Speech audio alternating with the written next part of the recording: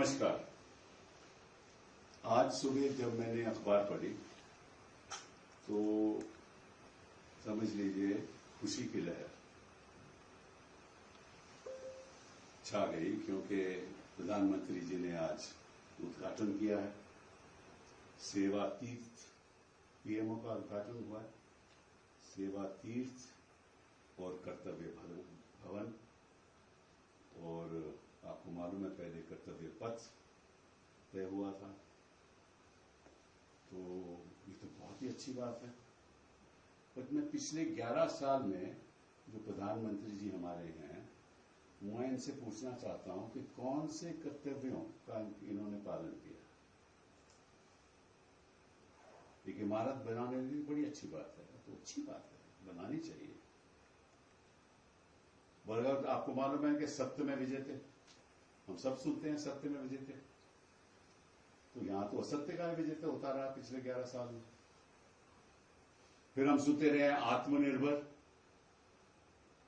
अब लग रहा है कि ट्रंप पे निर्भर। तो ये इमारतें बड़ी अच्छी हैं, ये बड़ी अच्छी बात है। उन्होंने कहा कि अब देखिए, राजा महाराजाओं के टाइम राजा फैसला करता था, यहां तो प्रजा फैसला करती है। आप देख ही रहे हो पार्लियामेंट कैसे फैसले कर रही है। लीडर ऑफ अपोजिशन को बोलने नहीं देते। ये प्रजा है ना, प्रजा तय करती है। तो मुझे तो लगता है कि जैसे महाराजा फरमान देते थे, वैसे यहां फरमान चल रही है। तो कहने का मतलब यह है कि इससे देश का सुधार नहीं होने वाला, देश की जनता का सुधार नहीं होने वाला। हजारों बच्चे दिल्ली में कहीं और प्रदूषण से पीड़ित हैं। बच्चों को अस्थमा हो रहा। चर्चा हुई पार्लियामेंट में, ये किसका कर्तव्य है? कौन से भारत की बात कर रहे हैं? नागपुर में पानी पीने के बाद लोगों की मृत्यु हो गई। मणिपुर में सालों साल बलात्कार हुए, जल रहा था मणिपुर। किसका कर्तव्य था सुधारने का स्थिति को? कौन यहां पिछले 11 साल में राज कर रहा है? असलियत तो यह है, इनको चुनाव तो जीतने आते हैं, लेकिन राज नहीं करना आता। लोकतंत्र की बात तो करते हैं, लेकिन लोकतंत्र को कुचलते हैं। कहते कुछ है, करते कुछ है। रुपया का दाम 63 से होकर आज देखो कितना हो गया, 90 के ऊपर। और सबसे चौंकाने वाली बात है, मैं आपको सच बात बताऊं, मेरी बड़ा दुख हुआ आज। शायद जनता को मालूम भी नहीं। मैं आपको एक पढ़ने लगा हूं, प्रेसिडेंट ट्रंप की स्टेटमेंट। बहुत ही गंभीर बात, ये नोट कीजिए आप। There is an executive order 14066। This is a statement by the United States of America on the 6th of February 2026. And just note, there is an executive order 14066. ये executive order क्या कहता है कि ये जो Russian federation है, यहां से कई चीजें इंपोर्ट होती हैं। हिंदुस्तान इंपोर्ट करता है, ऑयल इंपोर्ट करता है, हम भी करते थे और देश भी करते थे। तो ये एग्जीक्यूटिव ऑर्डर कहता है कि इस इंपोर्ट को हमें बंद करना होगा। एक तो ये ऑर्डर है, और दूसरा ऑर्डर है एग्जीक्यूटिव ऑर्डर 14329। इस एग्जीक्यूटिव ऑर्डर के तहत अमेरिका ने, यूनाइटेड स्टेट्स ऑफ अमेरिका ने हम पे 25% की पेनल्टी लगाई थी। 25% का टैरिफ आपको याद होगा और 25% की पेनल्टी। और 25% की जो पेनल्टी है ये एग्जीक्यूटिव ऑर्डर 14066 और 14329 से जुड़ी हुई है कि अगर आप डायरेक्टली या इनडायरेक्टली रशिया से तेल खरीदोगे तो हम आपके दोबारा 25% की पेनल्टी लगा देंगे। अब इन्होंने कहा है कि हम वो छूट दे रहे हैं हिंदुस्तान को, वो राहत दे रहे हैं 25% की पेनल्टी, क्योंकि अब हमें पता चल गया है कि हिंदुस्तान रशिया से तेल खरीदना बंद कर देगा। लेकिन ये चौंकाने वाली बात नहीं है, ये तो हमें पहले ही मालूम था। लेकिन इसमें जो ऑर्डर में लिखा है वो आपको वहां पढ़ के बताता हूं। जैसे I have determined, that is Donald Trump has determined.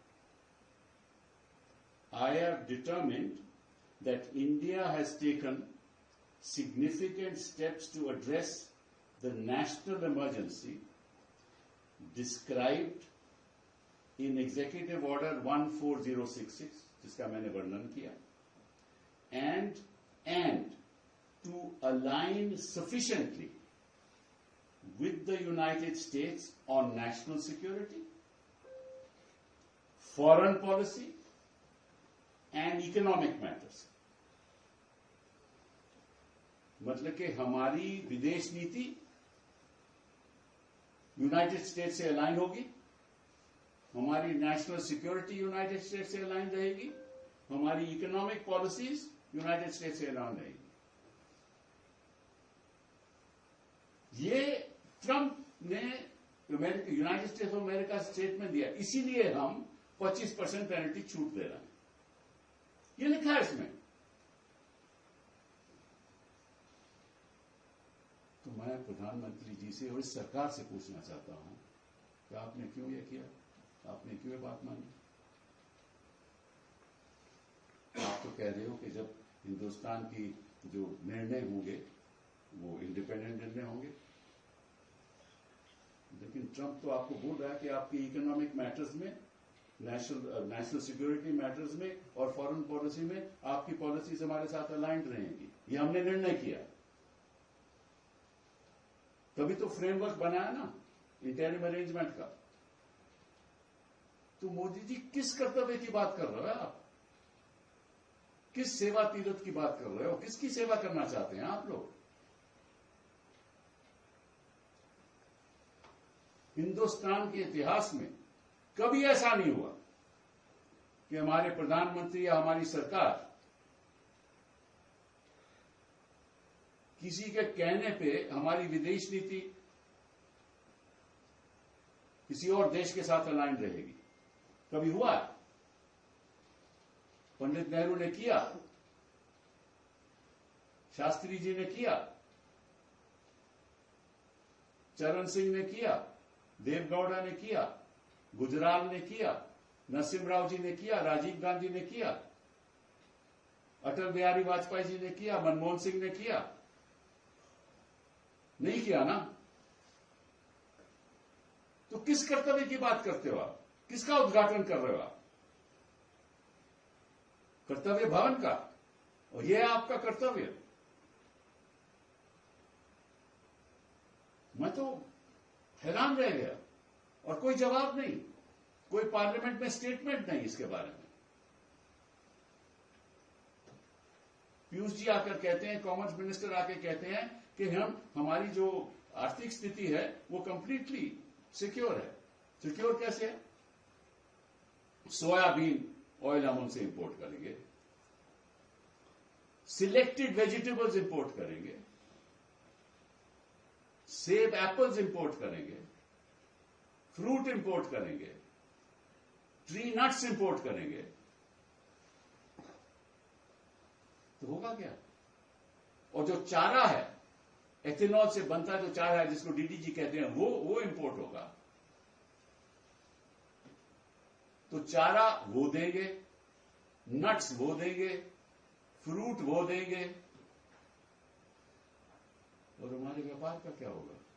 Himachal में जो जो जो हॉर्टिकल्चर है, हिंदुस्तान में जो हॉर्टिकल्चर है, एप्पल का उत्पादन है, उनका क्या होगा? यही तो एम्प्लॉयमेंट जनरेट करते हैं। हमारी लगभग सारी रूरल एम्प्लॉयमेंट जो है, वही तो सारी एम्प्लॉयमेंट है ना। तो अगर ये उत्पादन ही बाहर से आने वाला होगा तो इन लोगों को क्या होगा? अनएम्प्लॉयमेंट और बढ़ेगी। ये तो मतलब कि एक दिखावे की बात है।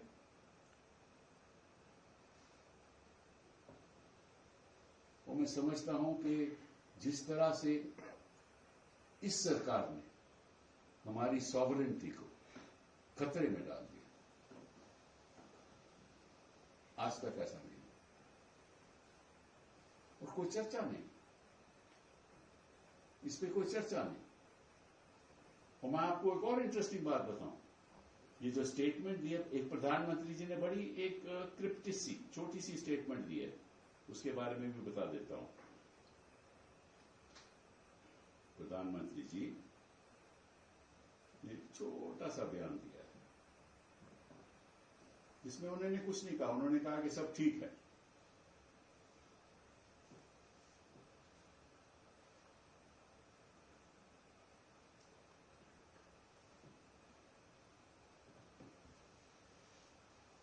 अच्छा, साथ साथ में ये भी एक बात हुई है कि उन्होंने ये भी कहा है कि जो आपके टैरिफ बैरियर तो थे, जो टैरिफ है वो तो आप देखिए 50% था टोटल, पहले 25% पेनल्टी थी, वो खत्म हो गई।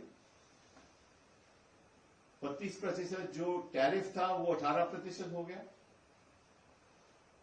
और उनकी जो वस्तुएं आएंगी, जो मैंने आपको उदाहरण दिया है जिनका, वो 0 पे होगा। तो फायदा किसको होगा?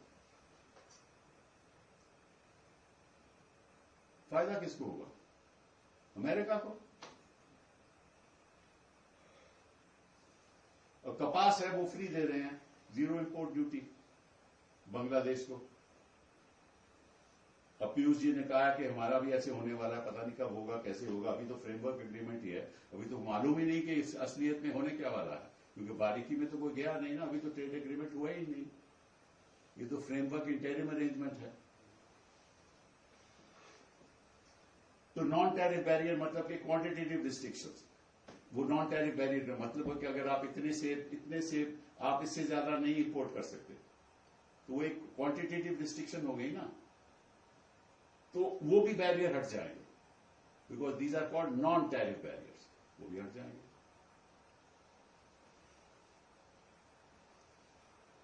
They say that the United States and India will address non-tariff barriers that affect bilateral trade. India agrees to address long-standing barriers to the trade in the US.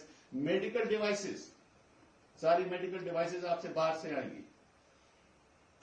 As it is हम कुछ नहीं mention करते। देखिए, जो आत्मनिर्भरता हुई है ना, वो पंडित नेहरू जी की वजह से हुई। इसरो बना, डीआरडीओ बना, जो सैटेलाइट लॉन्च हो रहे हैं किनकी वजह से? उनकी विजन से। इन्होंने क्या बनाया? कर्तव्य भवन, सेवा तीर्थ, कर्तव्य पथ। बस सड़कों से काम थोड़ी ना होता है, नाम बदलने से काम थोड़ी ना होता है। मानसिक सोच बदलो, सेवा करो देश की। ऐसे नहीं हो कि महुआ मुर्तरा के खिलाफ आप एक फेक व्हाट्सएप मैसेजेस चला दो, और आपके जो खास लोग हैं फोन करें पुलिस को, कोई जांच नहीं। फेक मैसेजेस भेजना, झूठ पे झूठ बोलना। मैं किसी एक व्यक्ति की बात नहीं कर रहा, ये आदत है, इन लोगों की आदत है। अच्छा, फिर communication technology, that is information and community, called ICT goods, they will come, no non-tariff barriers, and ये 6 महीने तक इन्फोर्स रहेंगे।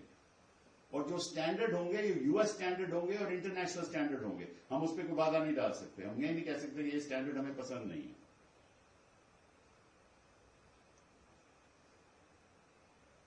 और ये कहते थे कि एग्रीकल्चर हम ओपन नहीं करेंगे, मतलब कृषि के क्षेत्र में हम अपनी इकोनॉमी ओपन नहीं करेंगे, इन्होंने कर दी। किसान का क्या होगा? तभी तो ट्रेड यूनियन और किसान पहली बार उन्होंने प्रोटेस्ट किया है, भारत बंद। तो मोदी जी, मैं आपसे आग्रह करता हूं, इस सरकार से आग्रह करता हूं कि देश कहीं देश मतलब कि हम सबसे बड़ा देश है तो हम हैं। देश किसी के अधीन हो जाए तो हम भी अधीन हो जाएंगे। हम नहीं चाहते कि अंग्रेजों जैसे हम किसी और देश के अधीन हो जाएं। अब सोचिए इसका प्रभाव क्या होगा। इस स्टेटमेंट में लिखा है, और ये गलत एक अफवाह चल रही है मीडिया में कि हम $500 बिलियन की ट्रेड 5 साल में करेंगे। ये गलत है। हम $500 बिलियन के चीजें खरीदेंगे अमेरिका से, गुड्स एंड सर्विसेज खरीदेंगे। ये ट्रेड की बात नहीं हो रही, ये परचेस की बात हो रही है। जैसे डिफेंस में हम उनसे खरीदेंगे, वो $500 बिलियन होगा अगले 5 साल में। पहले कहा था हम खरीदेंगे, अब उसमें आ गया कि इंटेंट टू का मतलब है कि वी इंटेंड टू परचेस, कि हम चाहते हैं कि हम आपसे, और वो चाहते हैं कि हम उनसे उनकी $500 बिलियन की डिफेंस इक्विपमेंट और बाकी जो भी खरीदोगे, एयरक्राफ्ट वटेवर खरीदेंगे। क्या मतलब कि हमारे पास इतनी लागत है हमारे पास खरीदने की? 4%, 4.3% तो हमारा डेफिसिट है। कहां से खरीदेंगे हम?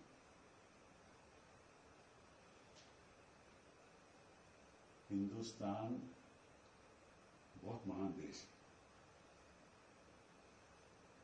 और हम इसकी रक्षा करेंगे। और जो खिलवाड़ हो रहा है ना, हम इसको बर्दाश्त नहीं करेंगे। हम आवाज उठाएंगे और हम मोदी जी से कहेंगे कि चलिए आप लाल आंख मत दिखाइए, लेकिन बोल तो दीजिए पार्लियामेंट में, आगे कुछ कह दीजिए, हमें समझा दीजिए कि ये हमारे लिए अच्छा है। तो कैसे अच्छा है? क्योंकि अब तो आत्मनिर्भर की बात ही खत्म हो गई, तो सब चीज तो बाहर से आएगी।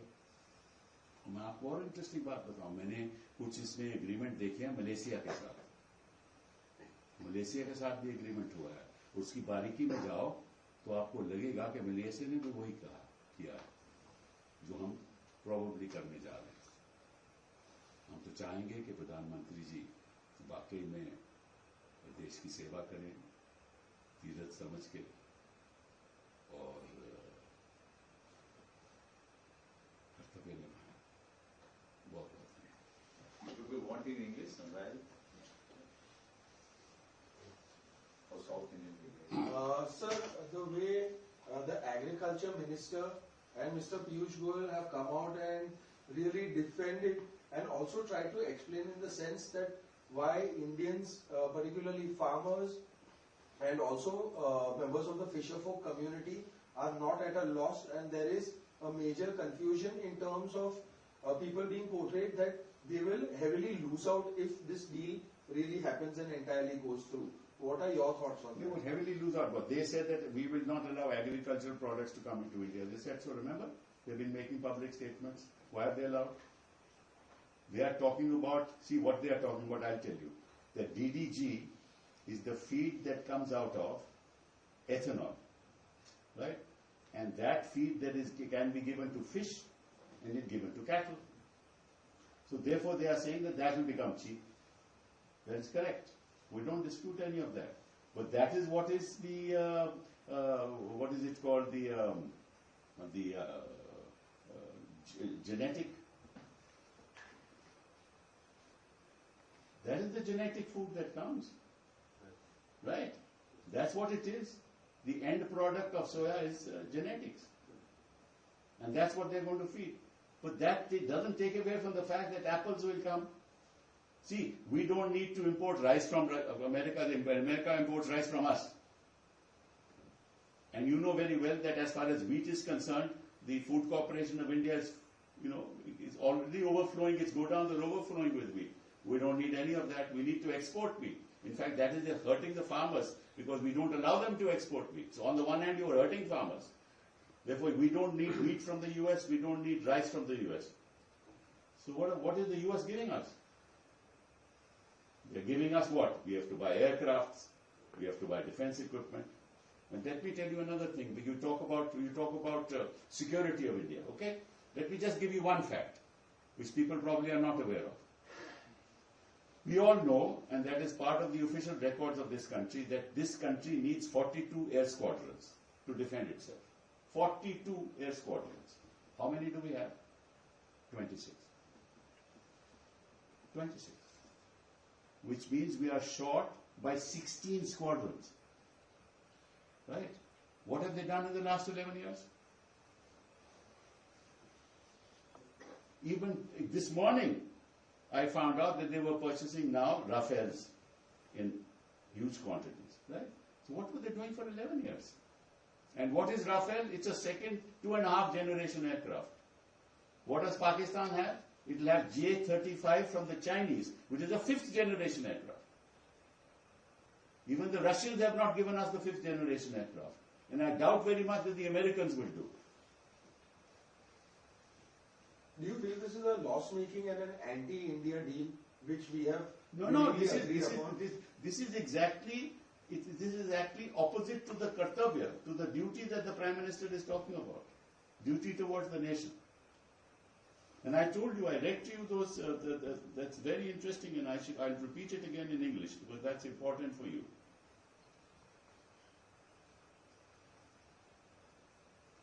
I talked about 2 executive orders. That is 14066 and 14329. Now the 14066 executive order deals with Russia and the export of Russia oil.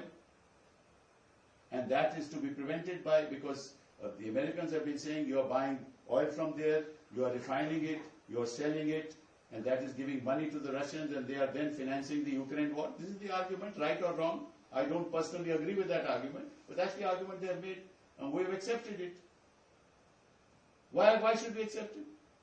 Is it not in our interest to buy oil from wherever we want to buy? Why should we buy Venezuela oil? It is the worst kind of oil.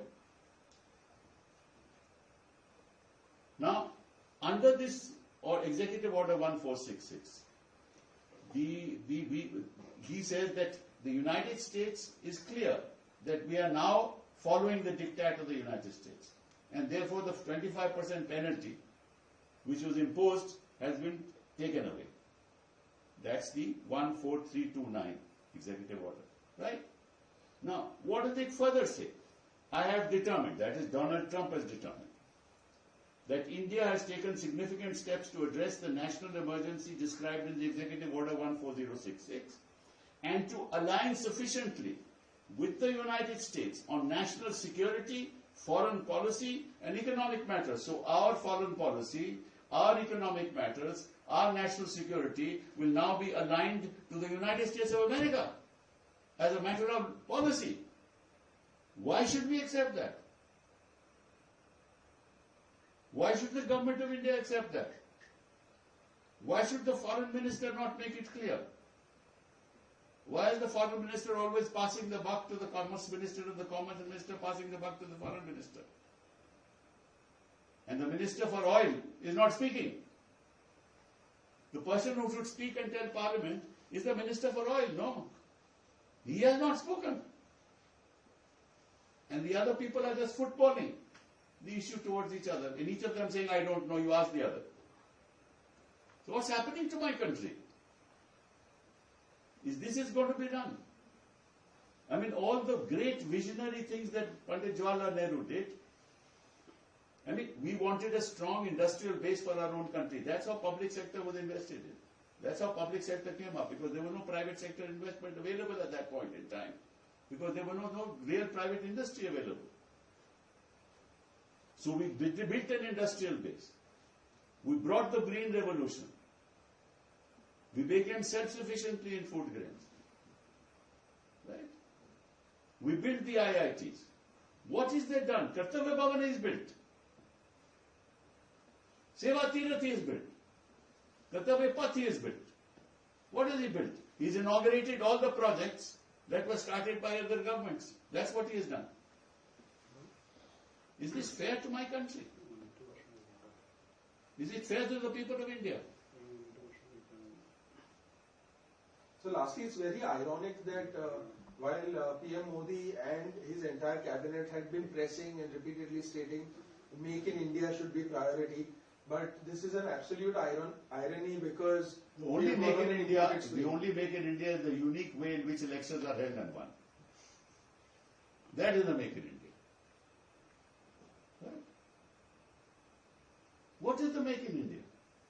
I want to know. Telecom equipment not made in India. Mobile phones assembled in India not made in India. Right? What is made in India are our satellite, vision of Pandit Nehru. DRDO, vision of Pandit Nehru. Atomic energy, vision of Pandit Nehru. Deal with the US, a nuclear deal, vision of Dr. Manmohan Singh. What is their vision? Kartavya. Kartavya of what? Apna. Satta paane ka kartavya. That is the Kartavya Path. Thank you. Thank you.